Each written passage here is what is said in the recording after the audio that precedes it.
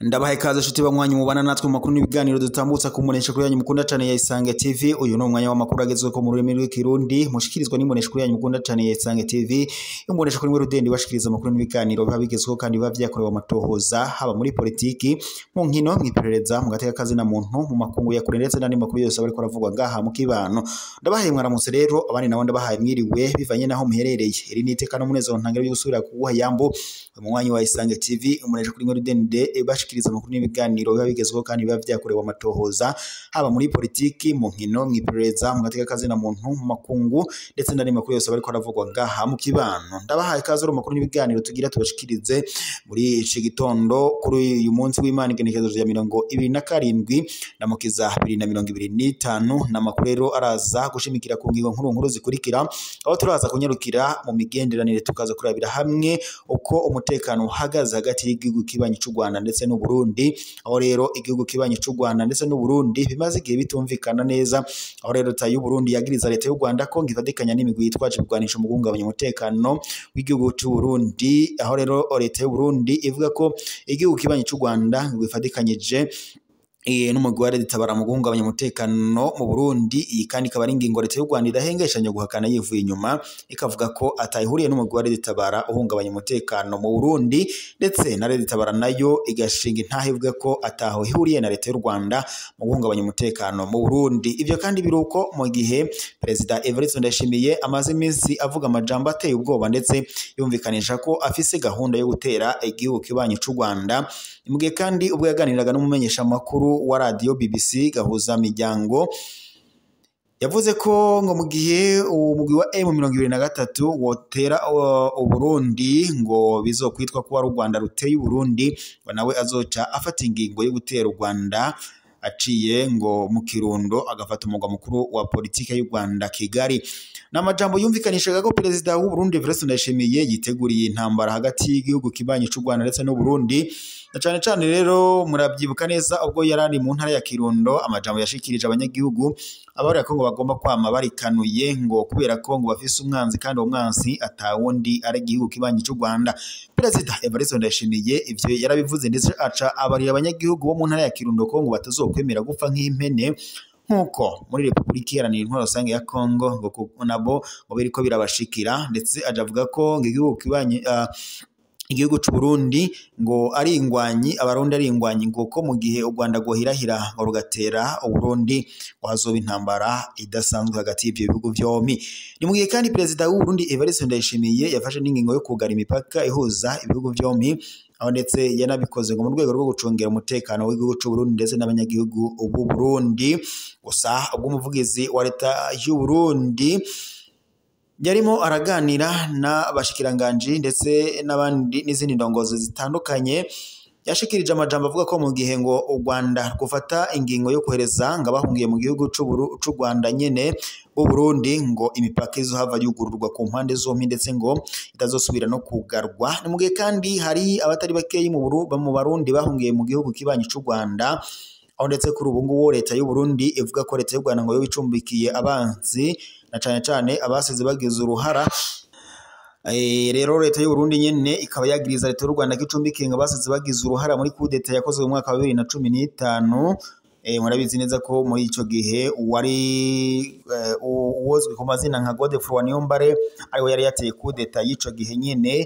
Aha rero leta y'u Rwanda yagirizwa na leta y'u Burundi ko ngo icumbikiye abasize bagize uruhara nyene muri kudeta yakozwe mu mwaka wa 2015, ndetse leta y'u Rwanda yanavuze ko ivyo vyoba byiza mu gihe leta y'u Burundi yofata ingingo ikazana impapuro zemeza ko abarundi bagomba gutahukana, navyo bikozwe n'amashirahamwe mpuzamakungu ajejwe agateka kazi na muntu mu Burundi kw'isi ndetse n'abajejwe impunzi kw'isi ariyo HCR.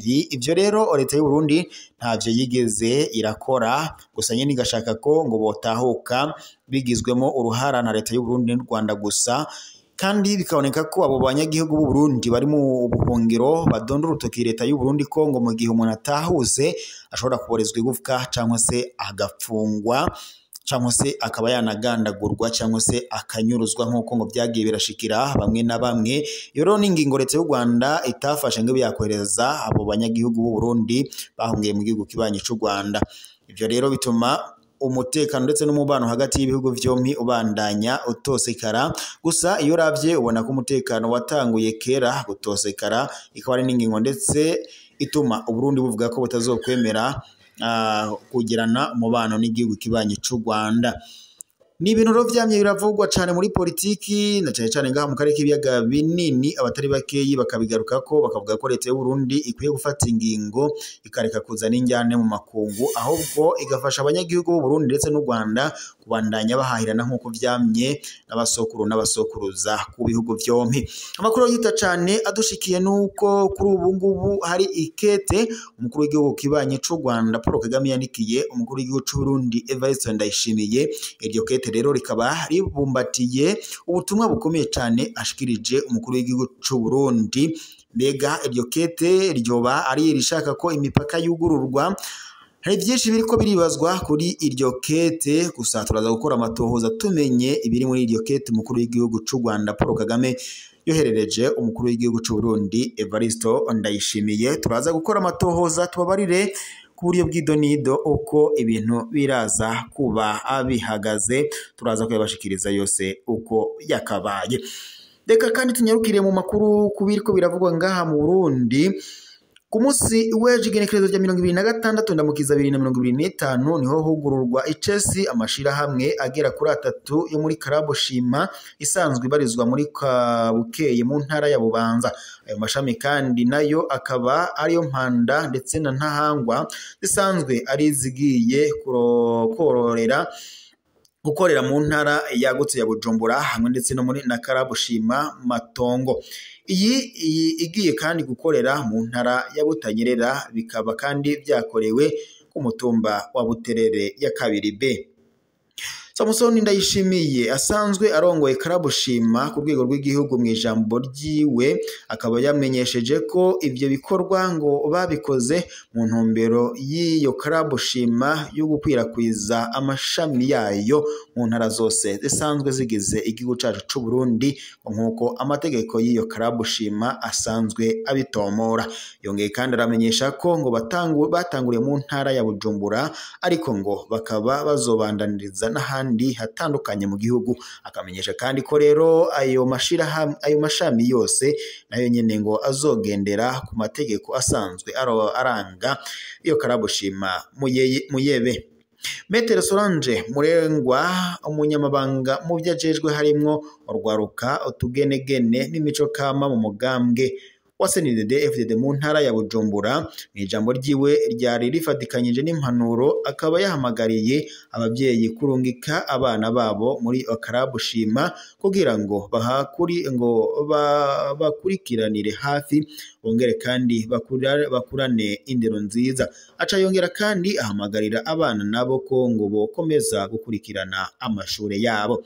Ni muri kino gihe kandi himirije amatora Murengwa akaba kandi yaciye ahamagarira kubumbatira amahoro be n'umutekano kuko ngo amatora asanzwe aba umunsi umwe gusa, rero ngo babe maso ntihagire ibibahungabanya. Ico mwomenya nuko kandi ivyo birori vyari vyatewe iteka na musitanteri wa komine Mpanda Nadine Nibitanga ari kumwe n'izindi ndongozi zisanzwe zirongoye iyo Karabo Shima 9. Reka rero amakuru tube tuyasozereye ngaha, turaza gusubira amakuru araza kuba agezwe ko kumunesha kuri yanyu mukunda cyane ya Isange TV. Imunesha kuri Mwere Dende ibashikiriza amakuru n'ibiganiro biba bigezweho kandi biba byakorewe amatohoza mu bisata bitandukanye. Reka rero ntere yambu mwese mudukurikira muri mu bice bitandukanye bigize igihugu cacu c'u Burundi, ari mu bisagara bitandukanye, amazona atandukanye, ducimbiri dutandukanye bigize igihugu cacu c'u Burundi. Mwese ndabahaye kaze kandi ndanabipfuriza umunsi w'Imana mwiza.